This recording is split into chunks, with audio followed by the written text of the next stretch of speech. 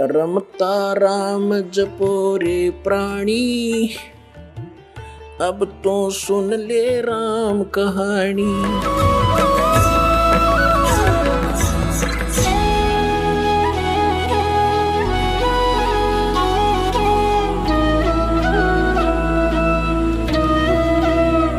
अब प्रसंग चल रहा है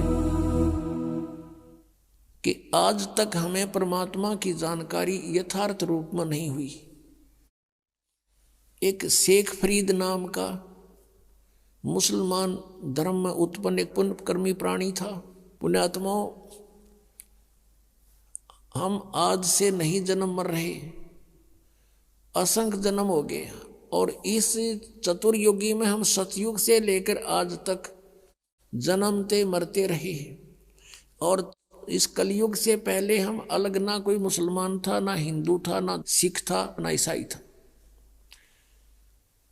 सब वैदिक धर्म को मानने वाले होते थे, वेदों अनुसार ओम नाम का जाप करते थे और कोई साधना वो सर्व यज्ञ हवन आदि करते थे, 500 यज्ञ किया करते थे। अब हमारे आपस में संस्कार एक दूसरे के मिक्स हैं। आज कोई हिंदू धर्म में जन्मा है तो कल मुसलमान धर्म में जन्म ले सकता है। आज कोई मुसलमान धर्म में कट्टर हुआ बैठा, कल मृत्यु होगी, उसके बाद वो हिंदू धर्म के अंदर जन्म ले सकता है। ईसाई के भी ले सकता है, ईसाई भी की मृत्यु के बाद ईसाई भी यहाँ आ सकते हैं हिंदू धर्म में, और सिख धर्म में भी जा सकते हैं। तो कहने का भाव यह है कि हमने अपनी बुद्धि को बहुत ऊपर उठाना पड़ेगा, तब हम इस काल के जाल से निकल पाएंगे। तो पुण्यकर्मी प्राणी शेख फरीद बचपन से ही परमात्मा में उसकी श्रद्धा बनी, पिछले संस्कार प्रबल थे उसके लिए थोड़ा सा कथा सुनाते हैं कि वो शरारती बहुत था, उलाने बहुत लाता था, गांव में जाकर के दूसरे बच्चों के साथ झगड़ा कर देता था, किसी को कुछ छेड़छाड़ कर देता था आपस में बच्चों के साथ, या किसी के घर में घुस के उनका कोई बर्तन उठपटंग कर देता था, उलाने आते थे। उसकी माता बहुत तंग होगी, उसने सोचा अब क्या करूं,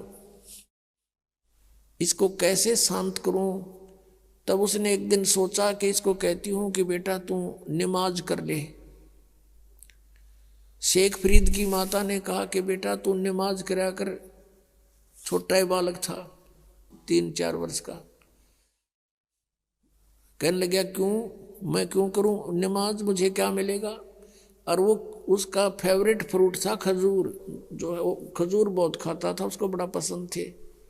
उसने कहा, माँ ने कहा बेटा अल्लाह तुझे खजूर देगा, कि सचमुच अका प्रतिदिन देगा। वो कहने लगा माँ बता फिर कैसे करते नमाज। न बोली डट जा, कोई समय होता है नमाज करने का, मैं बताऊंगी, इतना बैठ जा। वो इतना बैठा रहा। अब माँ ने सोचा मेरा काम करने का समय है, इसने ला दूं नमाज करन, और तू काम कर लेगी इतनी ना, तो कह रहा पता नहीं क्या उलाने लाओगा। उसने एक कपड़ा बिछाया और कहा बेटा ऐसे मत्था टेक ले और यूं कहता रहे अल्लाह मुझे खजूर दे, अल्लाह मुझे खजूर दे, यही नमाज है। और तो उसके याद क्यों होती बालक के। जब उसने वो काफ़ी देर करता रहा, उसकी मम्मी ने क्या किया, एक पत्ते में खजूर लपेट के, थोड़ा सा खजूर 2 पत्तों में उस कपड़ा बिछा रखा था, उसके नीचे रखे। और जब सारा काम कर लिया, जब कहने लगी बेटा आंख खोल दे बाजा, वो उठा, उसने देखा इधर उधर, कहने लगा माँ अल्लाह ने खजूर तो दिया ही नहीं, मैं नहीं करूँ आज के बाद बिल्कुल भी। उसकी माँ ने कहा बेटा अल्लाह ऐसे सरेआम थोड़ा ही देता है, वो तो गुप्त देता है बेटा, देख कहीं रख गए होंगे आसन के नीचे। उसने कपड़ा उठाकर देखा तो रखा मिला, खावर कूदे खा लिया, वाह जी वाह। फिर कहता माँ अब फिर बता कब करनी है वो नमाज। एक दिन क्या हुआ कि माता ऐसे प्रतिदिन उसको बैठा दे, वो ऐसे ही बिल्कुल दर्द होकर 2-2, 3-3 घंटे उठे को नहीं। एक दिन उसकी माता वो खजूर रखना भूल गई और उसने कह दिया आजा बेटा। वो उठ गया, उसने उठाकर पल्ला देखा, खजूर चीज रखे जैसे पहले रखती थी उसकी माँ। अब फिर उसकी माँ के भी याद आ गया कि आज तो मेरे से गलती होगी, यू कभी नहीं कराई भी सा नालायक से, आज इसको खजूर मिले नहीं। तो उसी समय वो खजूर खाता हुआ आ रहा था। उसकी माँ ने कहा बेटा ये खजूर कहाँ से लाया तू? अल्लाह रोज देता है मुझे। कहने लगी कहाँ था ये खजूर? वहीं जहाँ पहले रखते थे, आज दिखाऊं? एक पत्ता तुम्हें छोड़ के आया हूँ नीचे वाला। अब जाकर देखा सचमुच खजूर जो के जो। उसकी माँ तो हैरान रहेगी कि हे परमात्मा बड़ी सुनी ना, तो आज के बाद तो कभी नहीं कराओ नमाज। कहने का भाव ये है कि कहते हैं पिछली तब से होते हैं पूर्ण हंस मुराद। पिछला संस्कारी हंस था, परमात्मा ने आस्था बढ़ानी थी। उसकी माँ का भी फिर लगन बन गई, वह बस नकली सा काम कराया करती। उस दिन के बाद उसकी माँ का भी दृढ़ विश्वास हो गया भगवान है, अल्लाह है कहीं पर।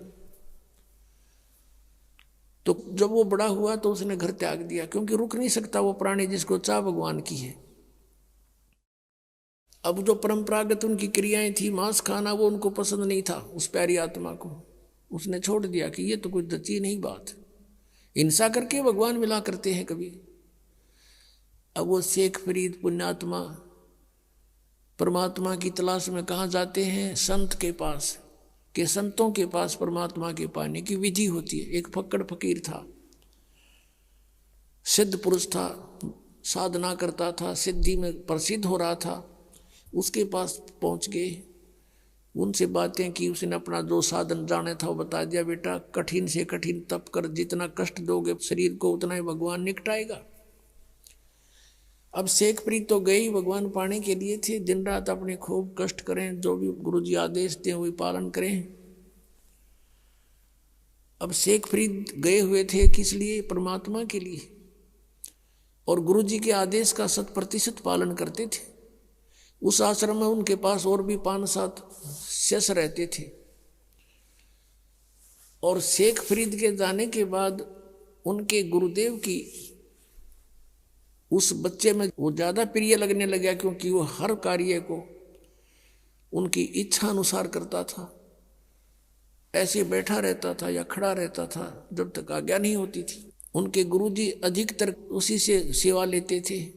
तो अन्य शिष्य ईर्षा करने लगे कि शेख फरीद तो गुरुजी के हृदय में बस गया और आश्रम इसको देंगे लास्ट में मृत्यु के बाद, और तुम रह गए अब घर छोड़ दिया परमात्मा पाने के लिए।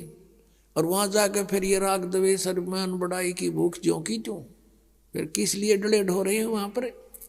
अगर तुमने आश्रम की जरूरत है, भगवान की नहीं रही, मान बढ़ाई की भूख है, तो भक्त नहीं। ये शेख फरीद में नहीं थी। अब अन्य जो शिष्य थे उन्होंने सोचा इसको गुरुजी की नजरों से गिराते हैं। वो जो सिद्ध पुरुष था, मुसलमान धर्म में फक्कड़ फकीर था, तपस्वी था, वो क्या करा करता? हुक्का पिया करता खाना खाते समय, और शाम के समय विशेषकर हुक्का पीकर तुरंत सो जाता था, सुबह बखत से उठ जाता था। तो आश्रम में प्रत्येक भक्त की एक दिन की सेवा बांट रखी थी कि इस दिन वो सारी सेवा करेगा, इस दिन वो करेगा, इस दिन वो करेगा। जिस दिन शेख फरीद की सेवा का टर्न आया, उस दिन अन्य सेवकों ने सोचा कि आज इसको गुरुदेव के नजरों से गिराते हैं। वर्षा का मौसम था लेकिन वर्षा नहीं हो रही थी। शेख फरीद ने शाम के समय खाना बनाया गुरुजी के लिए, और गुरुजी के हुक्के के लिए पहले अग्नि तैयार कर देता था। उसने अग्नि तैयार कर ली थी, खाना खिलाने गया हुआ था। पीछे से उनके अन्य ईर्षालु साथियों ने वो अग्नि बुझा दी, पानी पूनी छिड़क दिया।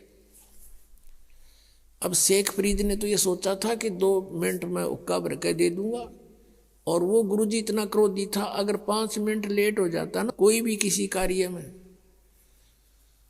उससे इतना नाराज हो जाता, उसको डंडे मारता था और कई दिन तक उसको सेवा नहीं देता था। तो अब शेख फरीद जी गए अपनी मस्ती में कि जाके हुक्का भर दूंगा। जाके देखे आग नहीं है। अब शेख फरीद को तो भाई चिंता का विषय हो गया। इधर देखा उधर देखा, अग्नि नहीं बिल्कुल भी। थोड़ी सी दूर पर देखा कि गांव था, नगर था, वहां से 1 किलोमीटर की दूरी पे वहां धुआं उठ रहा था। चलम उठा के भाग लिया पूरी स्पीड पे। वहां जाकर देखा तो एक माई चूल्हे में अग्नि जलाने की चेष्टा कर रही थी, फूंक मार रही थी और आंखों में पानी गिर रहा था। धुआं वापस आकर उसको परेशान कर रहा था। अब शेख फरीद दौड़ा दौड़ा गया, माई माई। कहाँ, कौन है? हाँ महाराज क्या बात है? कि माई आग दे दो, हुक्का भरना है। वह माई थी नरी निकम्मी, नो बोली आंख फूट जाना जब आग में लहे, आंख फुटवा ले तू भी अपनी। अब वो बोला आदमी था, साधु संत बोले वाले होते हैं, अकमाई आंख फूटने से अग्नि मिल जाएगी? कहाँ मिल जाएगी? वनों का कर फिर फू फू करने लगी। अब उसने दे के चिमटा आंख में और बाहर निकाल कर रख दी, ले माई आग दे दे मुझे, ये आंख फोड़ ली मैंने। अब माई ने देखा, उसके तो पाया तलेगी धरती निकलेगी कि तू उस महात्मा का शिष्य है, वो बड़ा सिद्ध पुरुष है और उसने कुछ वचन बोल दिए, तेरा नाश हो जाएगा। उस माई ने सारी अग्नि बाहर काट दी चूल्हे थे, अकले बाबर ले। अब वो फटाफट धर के आग उस आंख के एक बांध के कपड़ा सा और सपीटते फिर भाग लिया।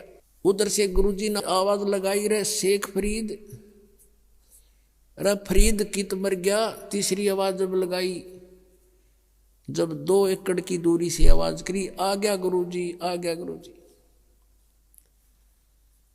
गुरुजी ने पूछा भी क्या बात है, इतनी देर कैसे लगा दी? जी आग, मौसम वर्षा का था, गुरुदेव अग्नि जलाई थी लेकिन आग बुझ गई, गांव से दौड़ के लाया हूँ। अका अच्छा रख दे। अब अग्नि रख दी, तो उक्का पीड़ का सोने की तैयारी में था, उसने देखा अंधेरा सा हो गया था।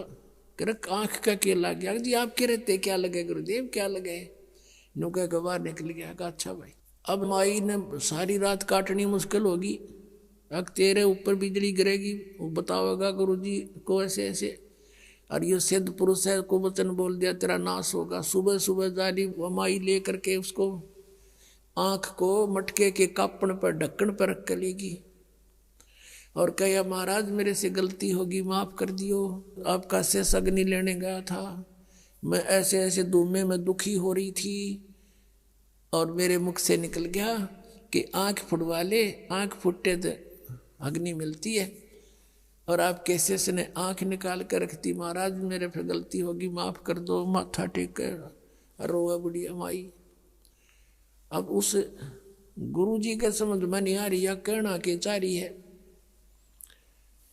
वो बोला माई मुझे ढंग से बता क्या बात है। कहने लगे जी ऐसे ऐसे बात थी। शेख फरीद को बुलाया, अरे फरीद इधर आ। कहाँ जी? अरे क्या हो गया? अका आपके रहते क्या हो गुरुदेव, आपके दास को आपके रहते क्या होना था, ये कपड़ा क्यों बांध रखा है? अरे जी ऐसे ही करके बोला खोल दे इसको। उसने कपड़ा खोल दिया तो आंख ज्यों की त्यों पाई उस फरीद की।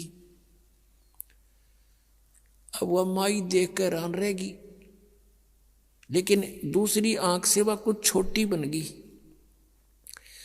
ये यकीन दिलाने के लिए कि सचमुच ये घटना घटी है। अब पुण्य आत्माओं, ऐसे सिद्ध पुरुष और ऐसे करामात दिखा देते हैं तो फिर उसके ऊपर शंका हो किसने?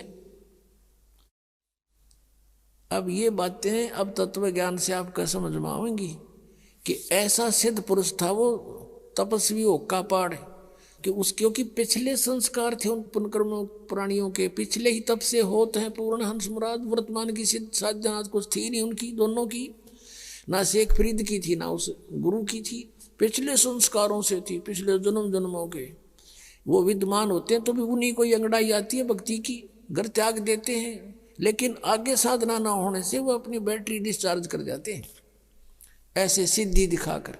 अब सब जगह आसपास चर्चा का विषय हो गया, उस महाराज की वाह वाह होगी कि एक बालक की ऐसे ऐसे आंख भी पूरी कर दी उसने।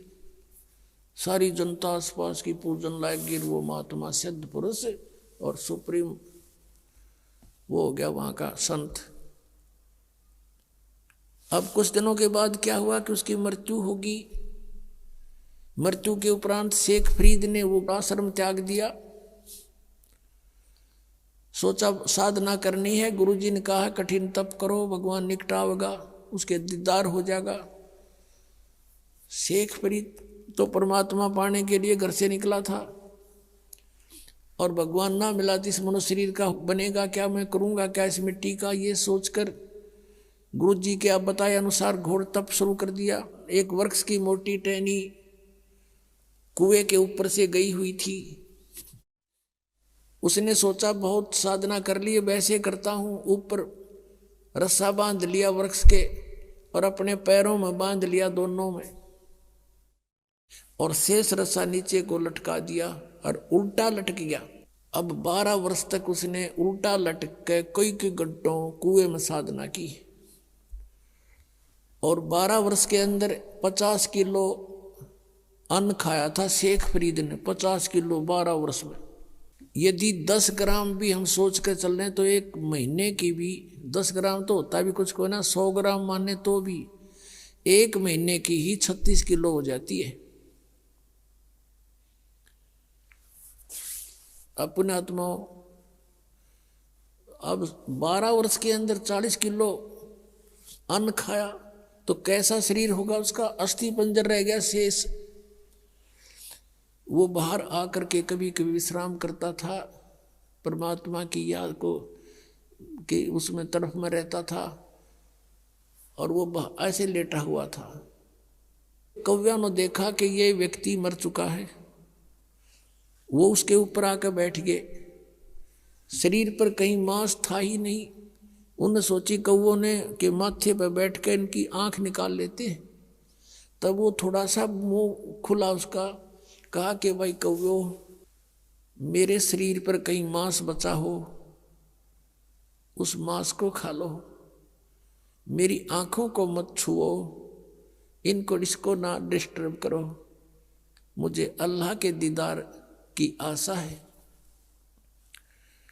मैंने भगवान देखना है, आंखें छोड़ दो मेरी, बाकी कहीं तुम्हें कुछ मिले तो खा लो।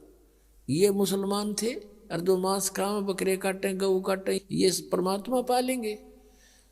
तो वो इतना दयालु कहता कौओं को कि मेरे मांस खा लो कहीं मिल जावे तो, पर मेरी आंख मत छेड़ो, आंखें मत डिस्टर्ब करो, मुझे अल्लाह के दीदार की आशा है। अब उसने सोचा कि अगर बाहर रहूंगा तो कौवे खा जाएंगे, आंखों को भी फोड़ देंगे, भगवान मिला नहीं। उल्टा ही लटक गया। धीरे धीरे सर्क के रस्सों के साथ में अभ्यास हो रहा था और फूट फूट कर रोने लग गया। अल्लाह का दर्शन हुआ नहीं और अब शरीर रहा नहीं, अब खत्म, प्राण जाने वाले। फूट फूट कर रोने लगा। अब क्या किया, परमात्मा कहते हैं गोता मारू स्वर्ग में और जा बैठूं पाताल, कह कबीर ढूंढता फिरूं अपने हीरे मोती लाल। ये इस तरह के साधक पिछले जन्म जन्मांतरों में कभी परमात्मा के परमहंस रहे इस धरती पृथ्वी पर, लेकिन बीच में फिसल जाते हैं।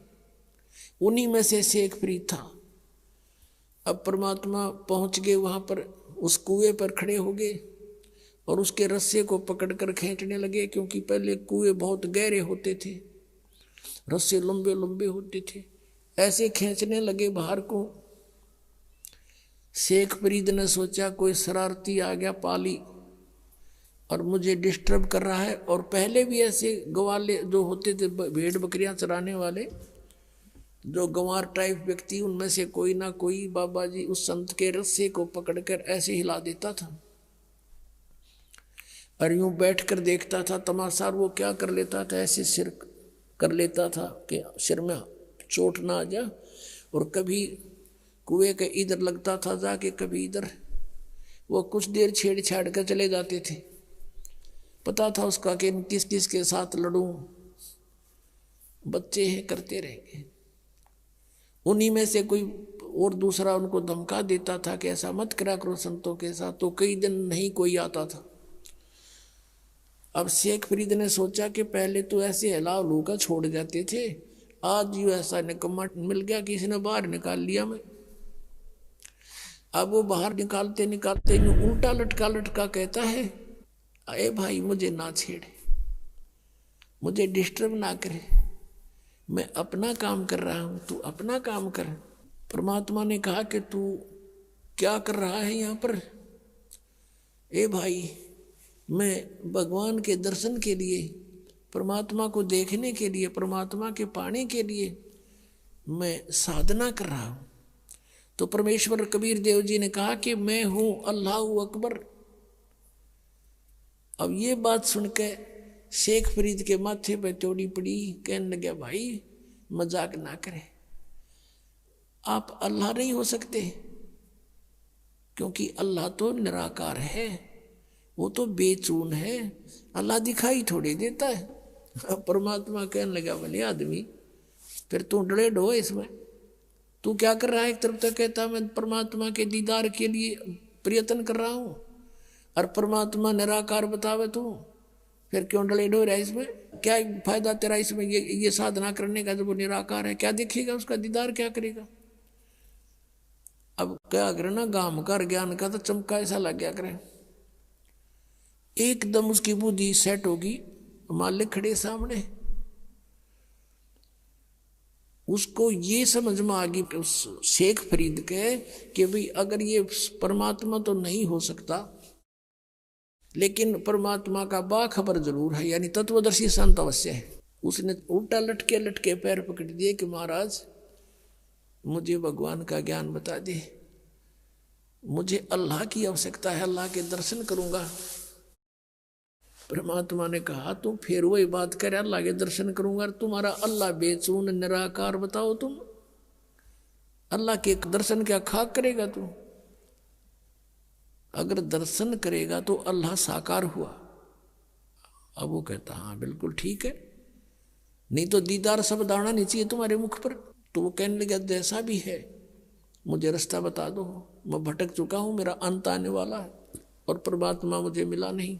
अब परमात्मा ने क्या कहा कि बेटा बच्चा,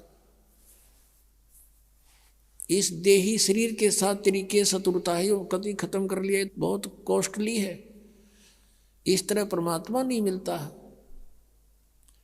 परमात्मा पाने का एक मंत्र है, जाप है, और भूखा रहने से भगवान मिले नहीं, गना खाने से भगवान मिले नहीं, इतना भी नहीं खाना चाहिए कि अंगड़ाई टूटर जो माइया दड़ी पक्का खा ले, और इतना कम भी नहीं खाना चाहिए कि कमर टेढ़ी हो जा के भक्ति करोगे। प्रथम अंजल संयम राखे, योग युगत सब सतगुरु भाखे, खाने पीने पर संयम बरते, हिसाब का खावे, इतना खावा जो घना नींद भी ना आवे और भूखा भी ना रहे और शरीर में फुर्ती स्फूर्ति बनी रहे।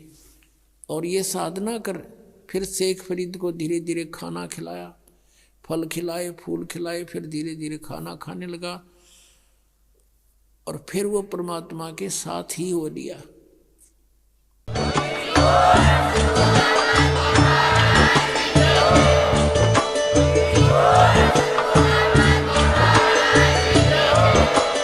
आप सुन रहे थे जगत गुरु तत्वदर्शी संत रामपाल जी महाराज जी के मंगल प्रवचन। अधिक जानकारी के लिए विजिट कीजिए हमारी वेबसाइट www.jagatgururampalji.org। संत रामपाल जी महाराज जी के शुभ आशीर्वाद से पूरे विश्व भर में 500 से भी ज्यादा नाम दीक्षा केंद्र हैं, जिन पर संत रामपाल जी महाराज जी द्वारा ऑनलाइन निशुल्क नाम दीक्षा दी जा रही है। अपने नजदीकी नाम दीक्षा केंद्र का पता करने के लिए संपर्क करें 8222880541।